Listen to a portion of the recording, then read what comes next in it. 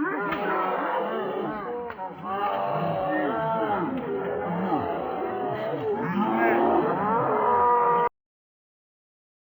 पड़ जाइथिबा भालुको मृत्यु मुहरु बंचाइबा परे से तार स्वभाव देखाई सेठारे उपस्थित थिबा लोके वन कर्मचारी को आक्रमण पई गुड़ाइथिला।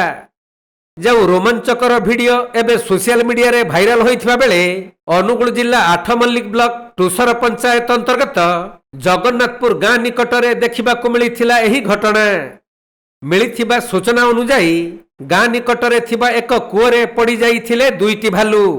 पर स्थानीय लोक माने जानिबाकू पाई कौनसी भय को खातिर न करी उद्धार कार्य लगी पड़िबा सहित वन विभाग को खबर देइथिले।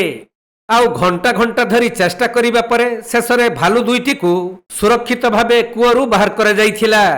गोटिए भालू दौड़ी पलाई जाइथिले भी अन्य गोटिए भालू कूअरु बाहरिबा मात्रे हठात उग्र रूप धारण करिथिला एवं सेठारे छेड़ा होइथिबा लोकंक आड़कू आक्रमण पई दौड़ी आसिबारु लोकमाने जीवन बंचाइबाकू छत्रभंग देइथिले।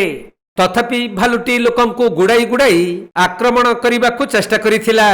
तबे एही घटनार दृश्य सोशल मीडिया रे भाइराल होइथिबा बेले कूरे पड़िथिबा भालुकू मनीष दया देखाई उद्धार करिथिले भी जंगली प्राणीक स्वाभाविक आचरण एही वीडियो रे स्पष्ट देखिबाकू मिलुछि।